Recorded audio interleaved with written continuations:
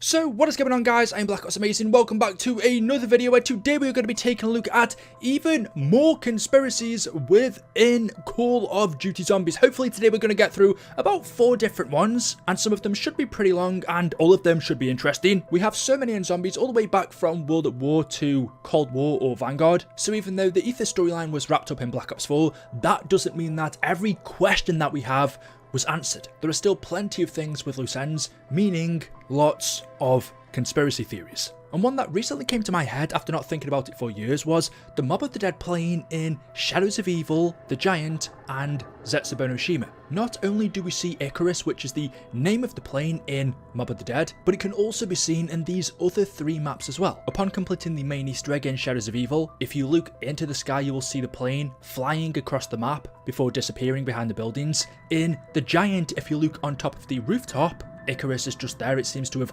landed on top of the giant building. And in Zetsubou, at random moments, if you look into the sky, you will see the Mob of the Dead plane jumping in and out of time pockets. It will appear and then a few seconds later disappear. But the plane was only supposed to appear in Mob of the Dead. It was built by those inmates, the Weasel, Sal, Billy and Finn, to escape Alcatraz. Well, technically in real life it never got built. That was the plan that was concocted by the Weasel, but when the mobsters realised that it wasn't realistic, that they wouldn't be able to build this makeshift plane on the rooftop, they ended up murdering the Weasel and for that were sentenced to death, causing them to become trapped in purgatory by the Shadow Man. However, we do know when they became trapped in purgatory, that is when they built the plane. They constructed it on the rooftop and used it to escape. They flew towards mainland San Francisco but ended up crashing into the Golden Gate Bridge, where they would then reset the cycle by electrocuting themselves on electric chairs. They would be sent back to the prison where they'd rebuild the plane on the rooftop, use it to escape and keep crashing into the Golden Gate Bridge.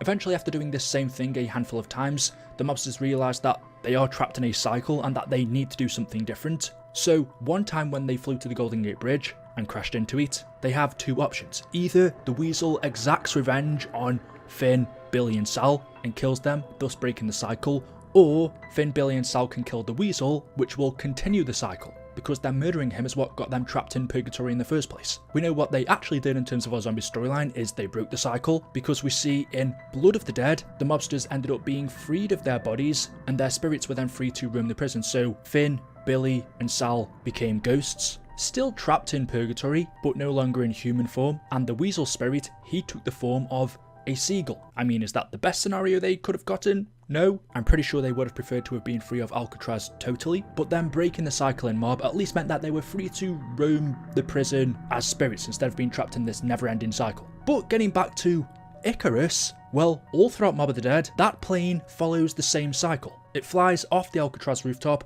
crashes into the Golden Gate Bridge, and that's it. It goes nowhere else. Yet in other maps, Shadows of Evil, Zetsubou, and The Giant, we see it flying through the sky. How does Icarus get to those maps when we know it never flew there, or at least it wasn't supposed to? In Gorod Karovi, there is a cipher that you can find, and upon decoding it, it says, "It was a strange flight. The plane crashed. We passed through time and space, in a way, flying over areas that shouldn't have been there. There was no sign of any remains. I don't know where it landed. Honest." There are really only 2 planes that we've heard about in our zombie storyline that this could be referring to. Technically there is a 3rd, which is the one that Peter McCain jumped out of to land unsuccessfully into the Shinonuma facility, but it's clearly not referring to that. So the 2 other planes are Icarus and the one that Brock and Gary used to fly to Shangri-La. However, this cipher doesn't link up to anything we know that took place in Shangri-La, and if you look at the wording, especially that last part where they write, "I don't know where it landed, honest." In Blood of the Dead, there is a cipher which is a document from Billy regarding his hit list, and right at the end he puts, "I thought about letting it go for a second.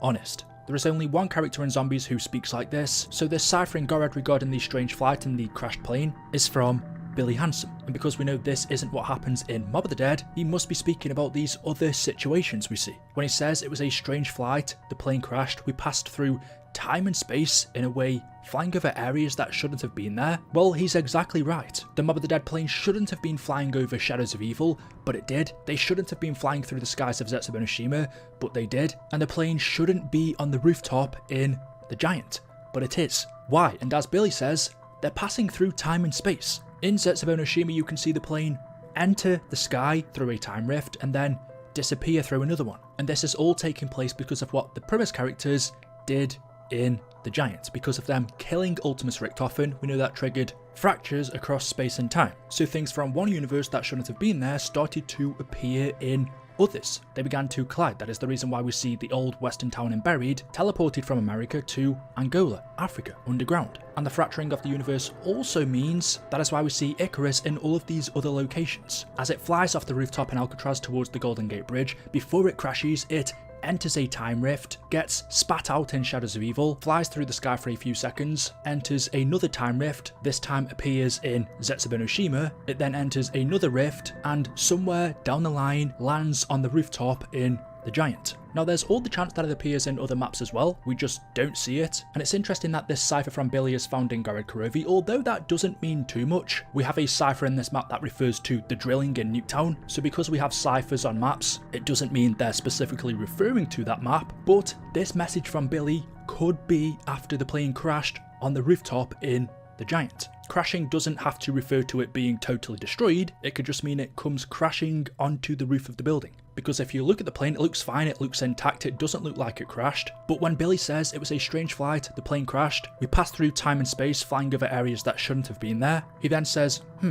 there was no remains, I don't know where it landed, honest. Makes it sound like the plane crashed, but he doesn't know where it landed, which is kind of strange in my opinion. Surely if you crashed on a plane, you'd know exactly where that crash happened. If this cipher is referring to The Giant and it crashing on the rooftop, then does that mean that Billy was in this vicinity? And also, where are the other characters? If you actually take a closer look at the plane as it's flying through the skies of these maps, you will notice that the crew aren't on board, but I wouldn't pay too much attention to that. It could just be that Treyarch didn't add the character models to it because it's that far away, you're not supposed to be paying that much attention, and it wouldn't make sense for the plane to be flying without the characters on it, because it is them that gets it going. And Billy says here he was on the plane as it was flying through all of these different locations, so he must have been on it when it landed on the rooftop of The Giant, and if this cipher relates to that, well, when it crash landed onto the roof, he must have ended up somewhere else. Maybe he rolled off or jumped off a couple of seconds before and then woke up 10 minutes later. As for the other mobsters, Sal, Finn and Al, they're not mentioned, but we can assume they were also on the plane. So the big question really is, what happened to them after this? Because nothing of the sorts is ever mentioned in the Canorium, but this event clearly happened to them, so what came after? Did they just end up being sent back to Alcatraz? They must have eventually anyway, because this was a part of the cycle, so whatever happened to them after they crash landed, eventually the cycle would have been reset anyway. This wasn't a part of the broken cycle, but there are plenty of interesting theories that you can come up with. Or maybe this cipher is referring to Gorod Karovi, even though we don't see the plane fly through the sky there, there's a chance it did, and it landed somewhere there. And maybe the reason why Billy says he can't see any remains, he doesn't know where the plane landed, is because it entered another rift and was sent elsewhere, hence why there's no remains. The next theory of today, which is a shorter one, is about the tea party in Gorod Karovi. If you don't know what I'm talking about, if you go into theatre mode, because you can't see this within the map as you're playing, but in one of the buildings you see this. 5 teddy bears and a mannequin sitting around a table. On top of that table are teacups, 2 of them are gold and black. Now we know Treyarch, with pretty much anything they add into their maps, they're always trying to tell us something. Everything has a meaning, no matter how small it may seem. Gorod Karovi was the second to last map in Black Ops 3, before we had Revelations, before we had the finale, the grand ending, and we discovered the truth about the cycle. This was the first map that we heard of Dr. Monty, so we knew some storyline stuff, but not everything, meaning a lot of what we saw in Gorod was a teaser for what we were about to witness in Revelations. It was a bit of foreshadowing. And my theory here as to what Treyarch were trying to hint towards here is the whole situation regarding Monty's manipulation over our characters. The 5 teddies sitting on chairs around the table could represent the premise crew, so Richtofen, Takeo, Nikolai and Dempsey. That leaves one more, who would be Dr. Maxis. All 5 of these characters were manipulated, or used as a better word I guess, by Dr. Monty to continue the endless cycle and keep him alive. That means of course the mannequin represents Monty, and then the cups around the table, there are 6, which means 1 for each character, but 2 of them are different. There's a gold and a black one. I believe either this is showing us the 2 choices we get at the end of Revelations, where Monty gives us a conundrum. We either drink the blood vials and continue the endless cycle, or we don't drink the blood vials and we fade away. I would actually say the black cup would represent continuing the cycle, keeping us alive, because unknowingly that was the bad option, because they ended up choosing to make the right decision later on in Black Ops 4 and break it anyway. Or maybe the black and gold cup are for two of these characters sitting around the table. Maybe the gold cup of, I'm assuming it's T in there, would be for Richtofen, and the black cup for Monty. That would be my best guess. If you weren't that deep into the zombie storyline, then you'd probably see this and think it's just the developers messing about. But if you know them, then you will know that's not the case. Moving over to Buried, I would say for the longest time this was probably the map that had the most room for conspiracy theories. It involved the creation of the Pack-a-Punch machine, we have the witches or the ghosts, Leroy, the paralyzer, the map itself, the town, which as I've just explained was teleported by temporal rifts from the Old West to here. But the biggest and most interesting one to me was the ghost. Who was this lady? What was she doing here? And in Tag der Toten, that was answered. We found out that this woman was the mother of the person who created the Pack-a-Punch machine, and it was that very creation that caused her to turn into a ghost. Back in 1885, this town, which was actually called Purgatory Point, was a frontier mining town. People that lived here would go down into the mines and bring back ores, but one day, one of the miners called Clive Farnsworth went down into the mines, stayed down there for 10 days, and when he came back up, he was zombified. Whilst he was down there, he came into contact with another ore, which we know is Element 115. Anyway, when Clive came back up to the town as a zombie, he stood outside of the town shop. One of the residents in the town, Jebediah Brown, was in there with his mother. His mom noticed that Clive was acting weird and so went outside to meet him, and when she did, he jumped on her and ripped her throat out, killing her. Clive then got shot in the head by Old Bill, and Jebediah laid his mother to rest. The day's the 14th of April, the year of our Lord 1885.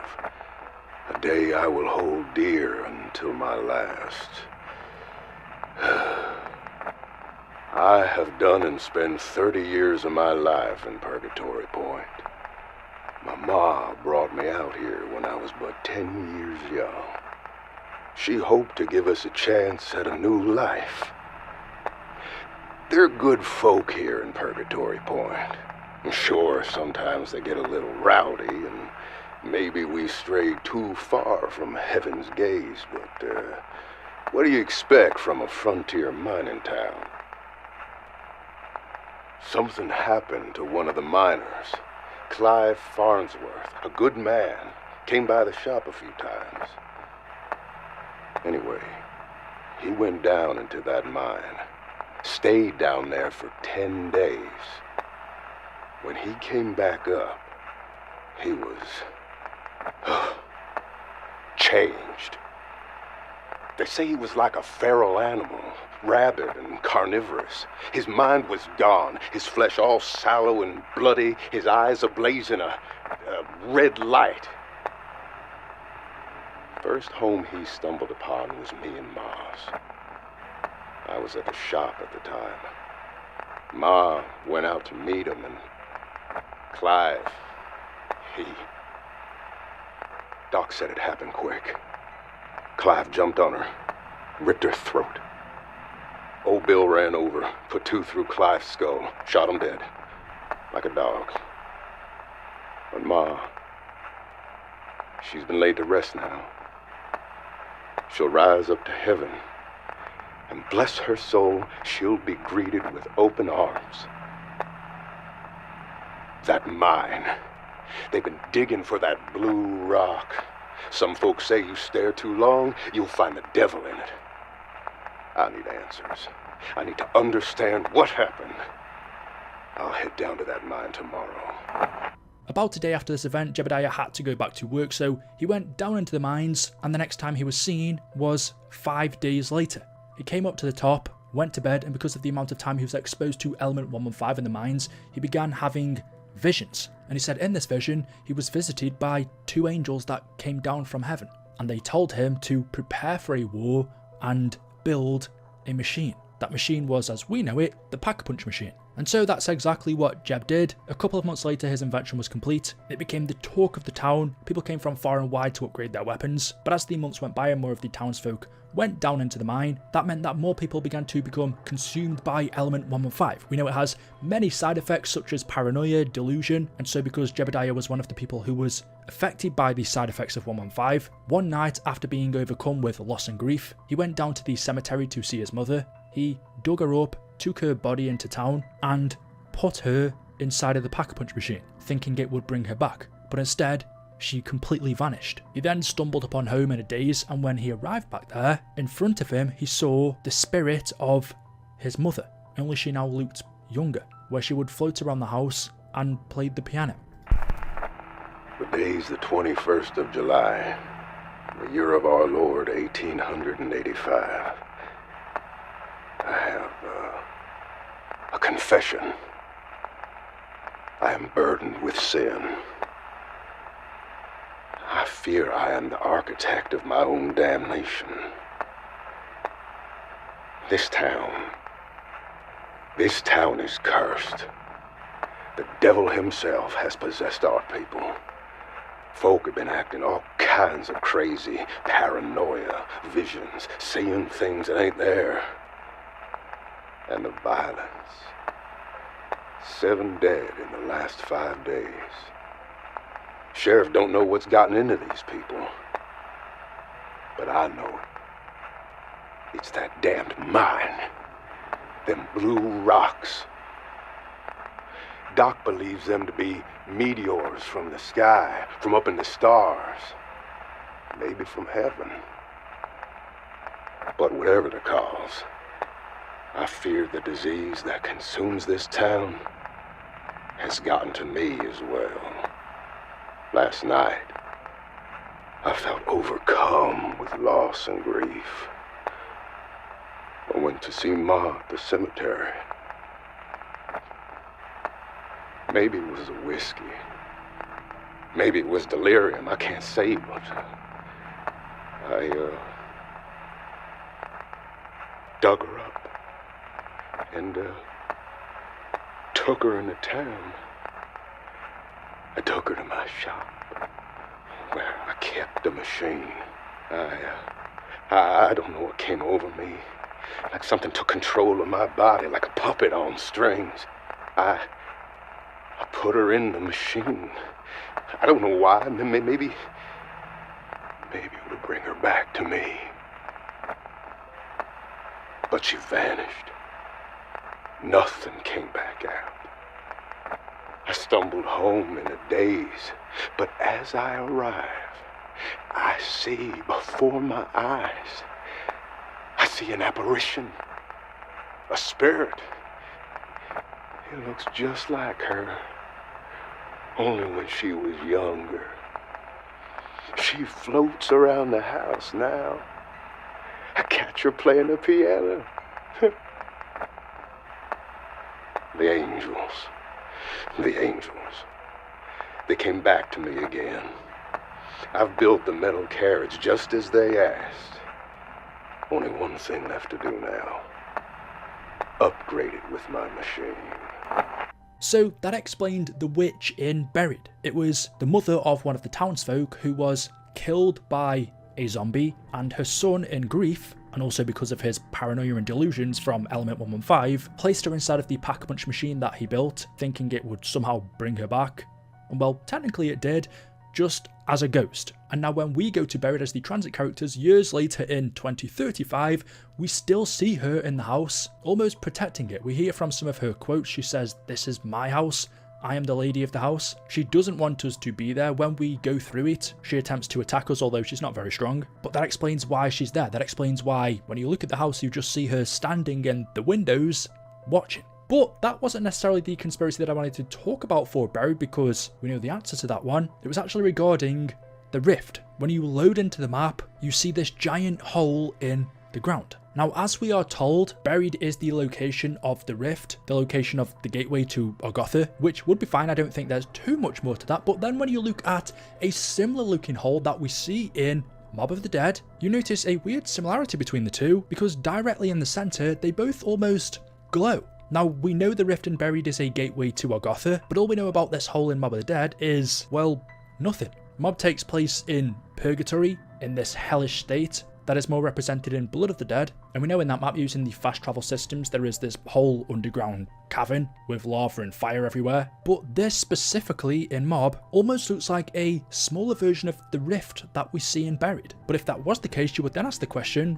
well, where would it take you? A rift to where? Let me know your thoughts in the comment section below. As always, hopefully you've enjoyed the video today. If you have, drop a like rating. Make sure you are subscribed to stay up to date with the latest videos on the channel. There are still plenty of conspiracies and zombies. If there's anything that you'd like me to cover or check out, leave it as a comment down below and I'll be sure to read it. But of course, I will see you all in the next video. And until then, goodbye.